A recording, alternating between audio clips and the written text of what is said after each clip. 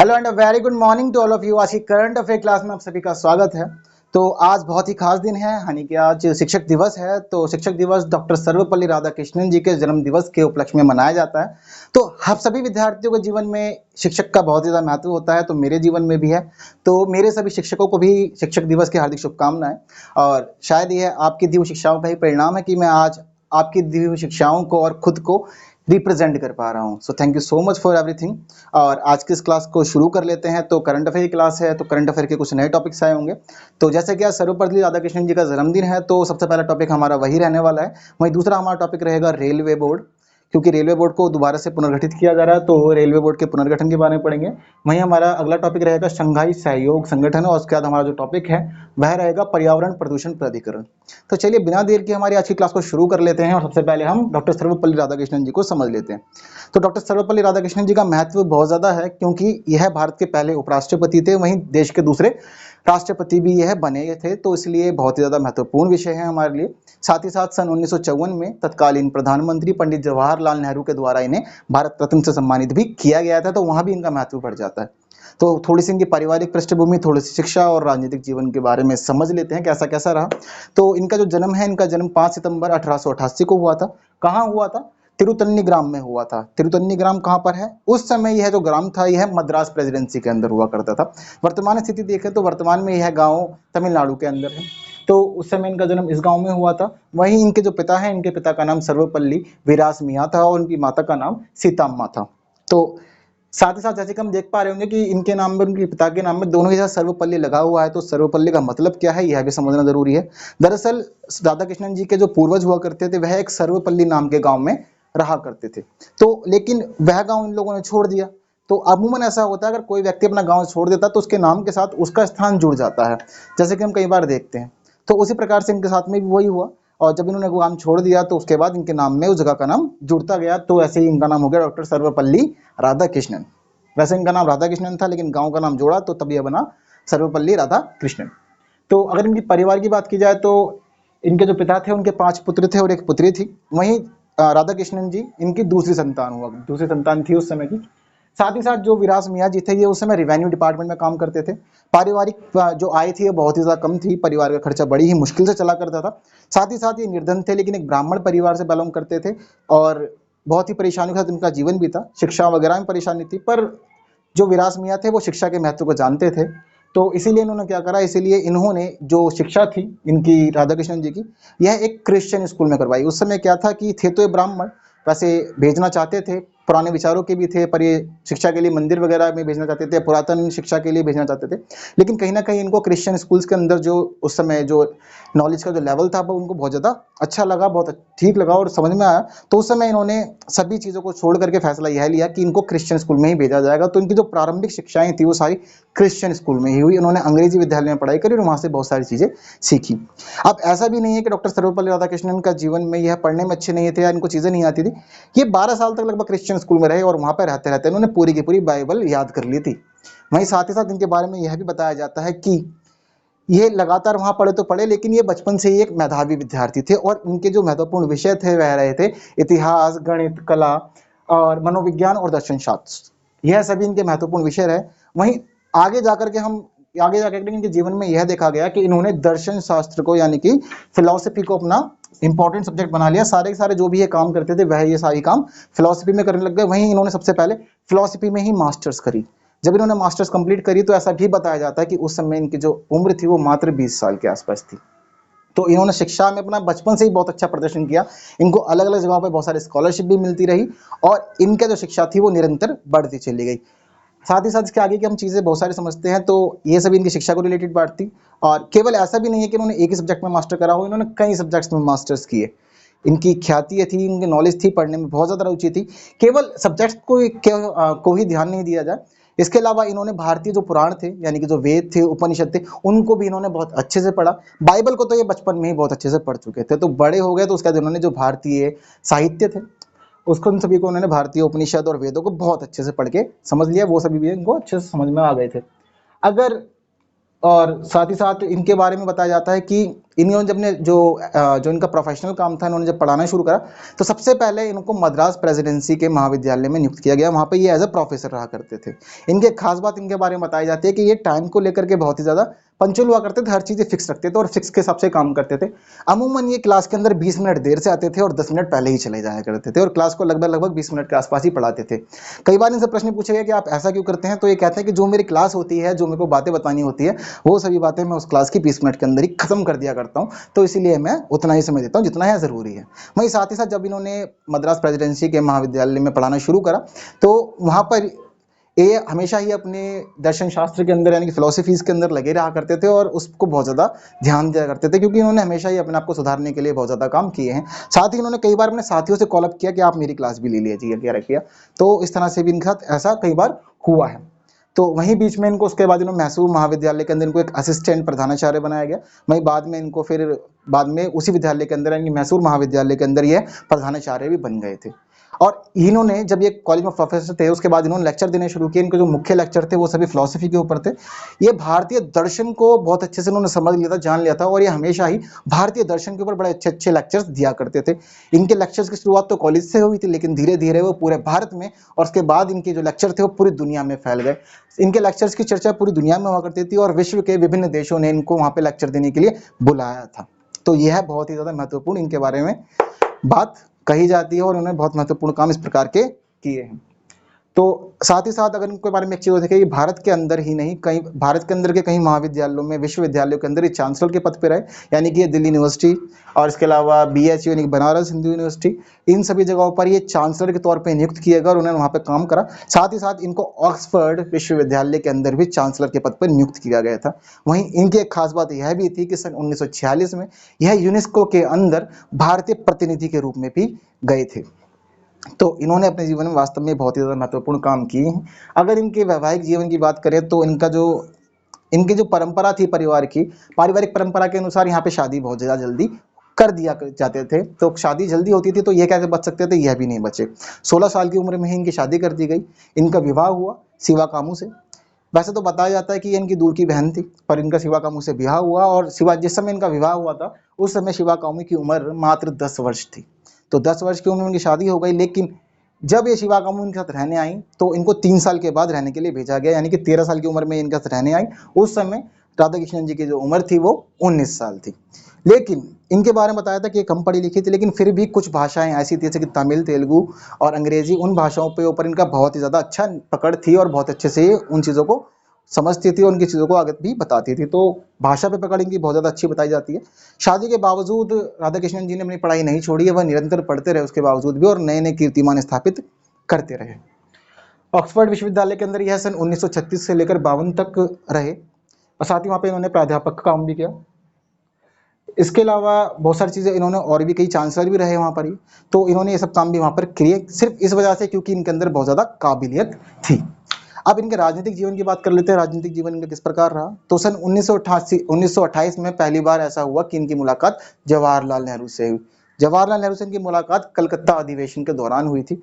तो कलकत्ता अधिवेशन जब इनकी मुलाकात हुई तो जवाहरलाल नेहरू ने इनके अंदर एक अलग ही व्यक्तित्व देखा। उनको दिखा कि ये व्यक्ति बहुत ही ज़्यादा अलग है। तो इन्होंने बाद में इनको राजनीति में आमंत्रित किया। जब आज़ादी की घोषणा होने वाली थी तो उस समय जवाहरलाल नेहरू ने यह चाहा कि जिस प्रकार के इनके लेक्चर होते हैं, ये भाषण देते हैं, तो भाषण यही दे और इनका जो भाषण होगा राधा कृष्णन जी का, वो भाषण बिल्कुल ठीक 12 बजे रोक दिया जाएगा, यानी खत्म हो जाएगा। ठीक 12 बजे से जवाहरलाल नेहरू अपना भाषण शुरू करेंगे। तो इस प्रकार की व्यवस्था हुई। कई लोगों ने बातें नहीं मानी, पर जवाहरलाल नेहरू का फैसला अंतिम था, उन्होंने कहा और ये काम हुआ भी। तो जिस दिन हमारी स्वतंत्रता की रात थी, उस रात को डॉक्टर सर्वपल्ली राधाकृष्णन ने बिल्कुल 12 बजे तक अपना भाषण खत्म किया और उसके बाद पंडित जवाहरलाल नेहरू ने अपना भाषण शुरू कर दिया। इसके बाद जवाहरलाल नेहरू की यह भी मंशा थी कि सर्वपल्ली राधाकृष्णन संविधान सभा के अंदर रहें, तो यह काम भी हुआ। यह 1949 तक संविधान सभा में रहे और संविधान बनाने तक काम करते रहे निरंतर। उसके बाद की स्थिति कुछ इस प्रकार थी कि बहुत सारे लोगों ने चाहा था कि ये मतलब इनको अलग अलग पद दिए जाए, कुछ अलग काम हो, लेकिन क्या हुआ, इनको राजनयिक बनाया गया। पंडित जवाहरलाल नेहरू के फैसलों के आधार पर इनको राजनयिक बनाया गया और राजनयिक का काम करने के लिए इनको रशिया भेजा गया। रशिया में ये राजनयिक के रूप में बने रहे। साथ ही साथ इनके बारे में यह भी कहा जाता है कि जब ये राजनयिक के रूप में वहाँ काम कर रहे थे तो वहाँ जितने भी भारत के राजनयिक थे उन सभी राजनयिक में, यानी कि जो डिप्लोमेट होते हैं, उन सभी डिप्लोमेट्स में यह सबसे अच्छे डिप्लोमेट्स वहाँ प्रूफ होकर के आई थी। और जब यह रशिया वगैरह से होकर के वापस आ गए थे तो 1952 में इन्हें भारत के पहले उपराष्ट्रपति के रूप में नियुक्त कर दिया गया। यह फैसला भी जवाहरलाल नेहरू के लिए द्वारा ही लिया गया था और सभी लोग यह फैसले से बहुत ज़्यादा शॉक थे कि यह काम किस प्रकार से हो गया। लेकिन जवाहरलाल नेहरू के अंदर बहुत ज़्यादा खूबियाँ दिखती थी, तो इस वजह से 1952 में इन्हें पहली बार भारत के पहले उपराष्ट्रपति के रूप में नियुक्त कर दिया गया। वहीं उसके बाद 1962 तक, यानी कि लगातार 2 बार ये उपराष्ट्रपति भी बनाए गए। उपराष्ट्रपति का मुख्य काम वैसे तो यही होता है कि वह राज्यसभा के सभापति बनकर रहें और सबके कार्यवाही चलाएं, लेकिन कभी कभी बीच बीच में कार्यवाहक राष्ट्रपति के रूप में भी काम करना पड़ जाता है। उपराष्ट्रपति और राष्ट्रपति दोनों को ही समझने के लिए आप हमारी पिछली वीडियोस देख सकते हैं।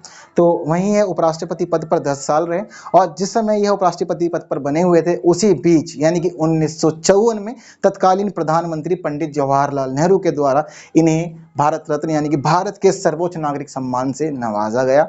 और वहीं उसके बाद में जब जवाहरलाल नेहरू की मृत्यु हो गई थी, जवाहरलाल नेहरू 1964 में मृत्यु हुई थी, तो राजेंद्र प्रसाद ने 1962 में अपना पद छोड़ दिया था। तो जब उन्होंने अपना पद छोड़ा तो उसके बाद इन्हें भारत के दूसरे राष्ट्रपति के रूप में नियुक्त किया गया और उसके बाद इन्होंने 5 साल तक भारत के राष्ट्रपति के रूप में काम किया।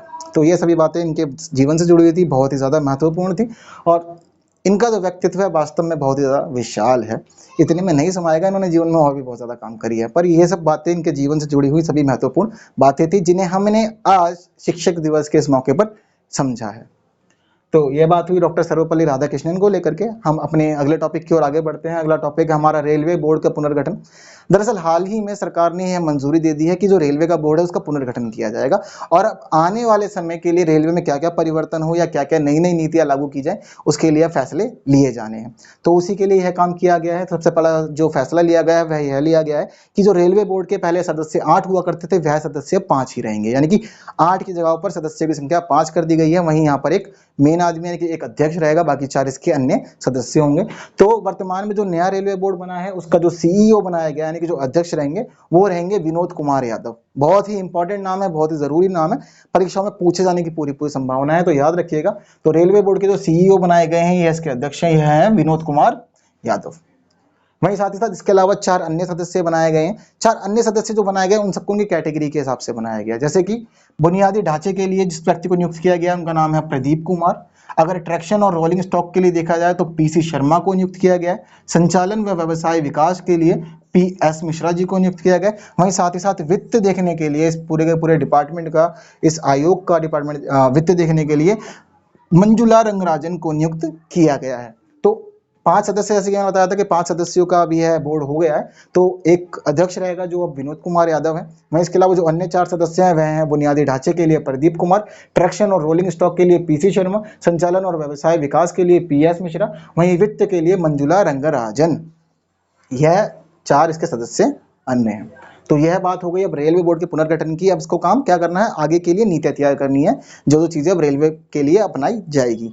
साथ ही साथ अब ये क्या करेंगे, दरअसल पहले कुछ इस प्रकार के काम हुए, अलग अलग पिछले समयों में कई समितियां बनाएंगे रेलवे के विकास के लिए, या रेलवे में नए नए काम क्या होने चाहिए, क्या क्या सुधार होने चाहिए, उन सभी के लिए रेलवे की अलग अलग समितियां बनी। जैसे कि प्रकाश टंडन समिति, राकेश मोहन समिति, सैम पित्रोदा समिति और विवेक देबरॉय समिति, यह समितियां बनाई गई थी। इन समितियों ने अलग अलग सिफारिशें करी थी। तो अब ये जो बोर्ड बना है यह बोर्ड इन सभी की सिफारिशों को आगे लागू करने वाला है।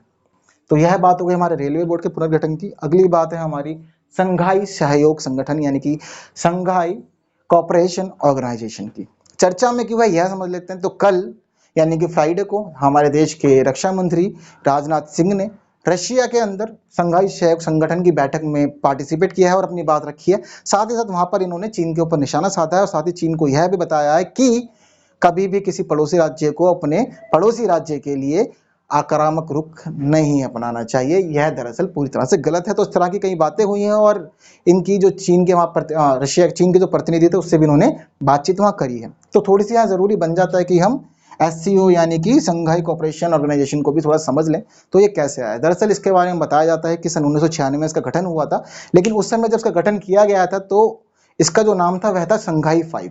अब संघाई 5 क्यों नाम था? क्योंकि इसके अंदर 5 ही देश थे और 5 देश जो थे वो सैन्य ही विषयों के लिए आपस में बैठक किया करते थे, मिलते थे। वह 5 देश कौन कौन से थे? वह थे रशिया, चाइना, किर्गिस्तान, तजाकिस्तान और कजाकिस्तान। यह 5 देश थे जिन्होंने इसका निर्माण किया था। उस समय इसको संघाई 5 बोला जाता था। तो उसके बाद धीरे धीरे इसकी प्रकृति में इन लोगों ने बदलाव लाए। बदलाव लाने के बाद सन 2001 में उज्बेकिस्तान इस संगठन के अंदर शामिल हो गया। जब उज्बेकिस्तान इसके अंदर शामिल हो गया तो उसके बाद संघाई 5 का नाम बदल के एससीओ यानी कि संघाई कोऑपरेशन ऑर्गेनाइजेशन कर दिया गया। साथ ही साथ उसके बाद इसमें अलग अलग परिवर्तन आने लग गए। अब इसका जो मुख्य उद्देश्य है वो मुख्य उद्देश्य यही है कि सदस्य देशों के अंदर विकास किया सके, अर्थव्यवस्था के विकास के काम हो तथा सभी लोग मित्रता से साथ साथ रहें। तो इस तरह की चीजें अब इसके अंदर बन गई हैं, बहुत सारे बदलाव लाए गए। वहीं अगर भारत की बात की जाए तो भारत इस ऑर्गेनाइजेशन के अंदर सन 2017 में शामिल किया गया था। जिस समय भारत को इसके अंदर शामिल किया गया था उसी समय पाकिस्तान भी इसका सदस्य बना था। इसके अलावा ऐसा बताया जाता है कि यह फिलहाल नाटो के विरोध में या नाटो के सामने एक बहुत बड़े संगठन के रूप में उभरा है। साथ ही साथ इसकी खास बात यह भी है कि यह पूरी दुनिया के लगभग 40% आबादी का प्रतिनिधित्व भी करता है। तो यह बातें थी इसकी बहुत ही ज़्यादा महत्वपूर्ण। साथ ही साथ शंघाई जो है ये एक चाइनीज वर्ड है। शंघाई नाम की एक जगह है चाइना के बीजिंग में, उसके आधार पर इसका नाम रखा गया है। साथ ही साथ इसका जो मुख्यालय है वो भी यहीं पर ही है। तो इसीलिए इसको कहा जाता है शंघाई सहयोग संगठन यानी कि शंघाई कोऑपरेशन ऑर्गेनाइजेशन। तो यह बात थी इसकी। अगली बात समझ लेते हैं पर्यावरण प्रदूषण रोकथाम व नियंत्रण प्राधिकरण यानी कि ईपीसीए। अब ये चर्चा में क्यों है, आया क्यों, क्या क्या चीजें हुई हैं और ये कैसे बना? दरअसल इसका जो निर्माण है वो तो सुप्रीम कोर्ट के एक आदेश के द्वारा आदेश देने के बाद इसको बनाया गया था। उसका जो मुख्य काम है वह वायु प्रदूषण को लेकर के है कि वायु प्रदूषण को रोकने के लिए फैसले ले और कोई ऐसा कुछ काम हो रहा है जिससे वायु प्रदूषण हो रहा है तो उसको ये खत्म कर दे। तो हाल ही में ये चर्चा में बहुत ज्यादा आया है और फिलहाल बहुत ज्यादा विवाद का विषय बना हुआ है। दरअसल सुप्रीम कोर्ट ने यह ऑर्डर दे दिया है कि लगभग 140 किलोमीटर की जो रेलवे लाइन दिल्ली के अंदर है, लगभग 140 किलोमीटर की जो रेलवे लाइन दिल्ली के अंदर है उसके आसपास लगभग एवरेज ये माना गया कि लगभग 48,000 झुग्गी झोपड़ियां बसी हुई हैं। तो रेलवे लाइन के आसपास जितनी झुग्गी झोपड़ियां बसाई गई हैं उन सभी को हटाने का ऑर्डर सुप्रीम कोर्ट के द्वारा दे दिया गया है। साथ ही सुप्रीम कोर्ट ने यह भी आदेश दिया है कि किसी प्रकार की राजनीतिक गतिविधियों से इस आदेश को नहीं रोका जाएगा, हर हाल में यह आदेश पूरा किया जाना है। यह क्यों आया? दरअसल पर्यावरण प्रदूषण प्राधिकरण ने एक याचिका लगाई थी कि इन सभी चीजों की वजह से पर्यावरण को बहुत ज्यादा नुकसान हो रहा है। अमूमन हम भी भारत में बहुत जगह यह देखते हैं कि जो हमारी रेलवे लाइन से वो बहुत ज्यादा गंदी रहती है, उसके आसपास बहुत ज्यादा गंदगी फैली रहती है। तो इसी वजह से पर्यावरण प्रदूषण प्राधिकरण ने यह याचिका लगाई थी, जिसके परिप्रेक्ष्य में यह अब आदेश सुप्रीम कोर्ट का आ गया है। तो अब इसके लिए काम शुरू करवा दिया गया है और जल्द ही ऐसा माना जा रहा है कि यह 48,000 झुग्गी झोपड़ियां भी हटा दी जाएंगी। तो आज के महत्वपूर्ण 4 टॉपिक हमारे थे। आज की क्लास के अंदर हमने doctor Sarvepalli Radhakrishnan, railway board के पुनर्गठन, संघाई सहयोग संगठन और पर्यावरण प्रदूषण प्राधिकरण, यह 4 टॉपिक बहुत अच्छे से समझे हैं। आई होप कि आपको ये सब अच्छे से समझ में आया हो। अगर फिर भी एक क्वेश्चन है, कोई क्वेश्चन है तो आप वो क्वेश्चन पूछें और आपको जवाब दिए जाएंगे। हमारी कोशिश यही रहती है कि आपको अच्छे समझ में आए। बाकी अगर आपने चैनल सब्सक्राइब नहीं किया, चैनल को सब्सक्राइब कर दीजिए, वीडियो को लाइक कीजिए और ज़्यादा से ज़्यादा लोगों तक इसको शेयर कीजिए। अगर आपको अच्छे समझ में आ रहा है, आप चीज़ें सीख पा रहे हैं, तो आपका दायित्व बनता है कि आप इन जानकारियों को बाकी अन्य लोगों तक भी पहुँचाएँ। And thank you so much for watching this.